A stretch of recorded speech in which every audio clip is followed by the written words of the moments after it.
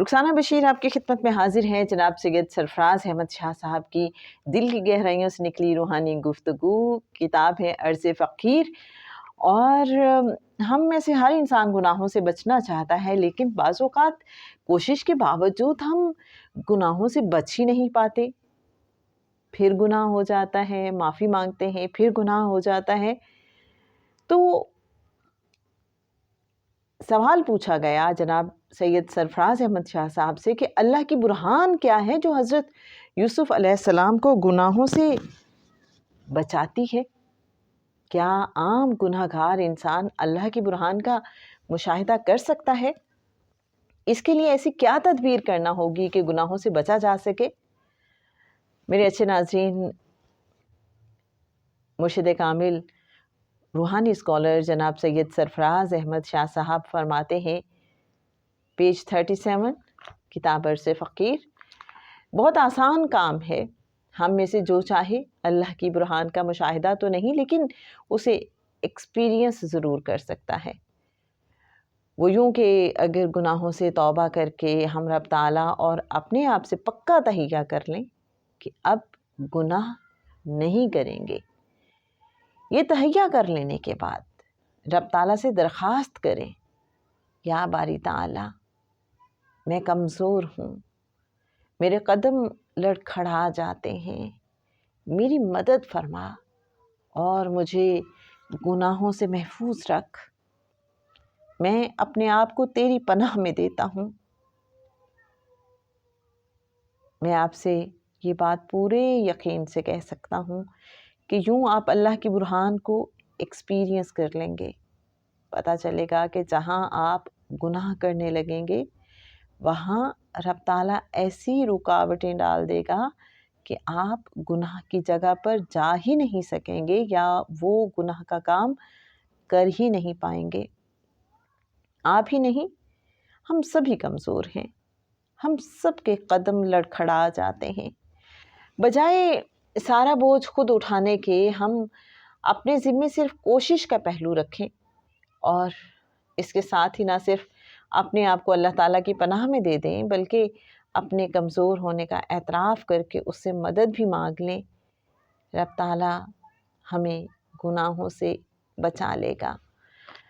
تو میرے اچھے ناظرین، کیا شاندار نسخہ بتایا ہے جناب سرفراز شاہ صاحب نے کہ ہم ایک تو اپنے آپ سے اور اپنے رب تعالیٰ سے پکا تہیہ کر لیں، کمٹمنٹ کر لیں کہ اللہ پاک بس آئندہ میں یہ گناہ نہیں کروں گا، اور پھر اس کے بعد اللہ سے ریکویسٹ بھی کریں کہ اللہ پاک میں کمزور ہوں، مجھ سے گناہ ہو جاتا ہے، کوشش کے باوجود میں گناہوں سے بچ نہیں پاتا، اللہ پاک میں اپنے آپ کو تیری پناہ میں دیتا ہوں، میں خود کو تیرے حوالے کرتا ہوں، مجھے بچا لینا گناہوں سے۔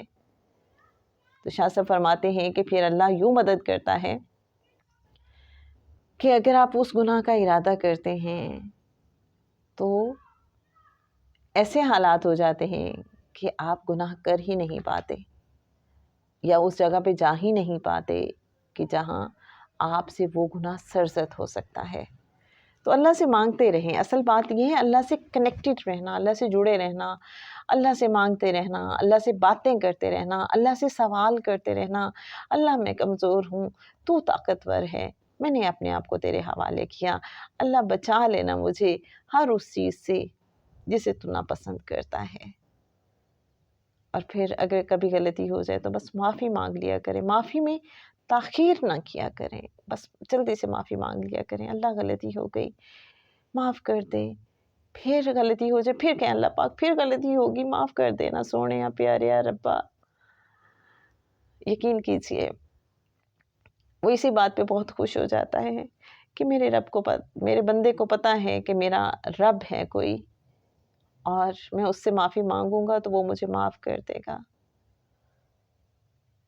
تو ہم جتنی بار بھی اس سے معافی مانگتے ہیں وہ ہمیں معاف کر دیتا ہے، کبھی نہیں کہتا کہ تم نے یہ کیا طریقہ بنایا ہوا ہے، بار بار معافی مانگتے ہو، بار بار معافی توڑ دیتے ہو، پھر وہی گناہ کرتے ہو، کبھی نہیں کہتا، وہ معاف کر دیتا ہے، کیونکہ اسے پتہ ہے کہ میرا یہ گناہ گار بندہ ہی صحیح، لیکن اسے پتہ ہے کہ میرا کوئی رب ہے جو مجھے سزا بھی دے سکتا ہے، مجھ سے پوچھ سکتا ہے،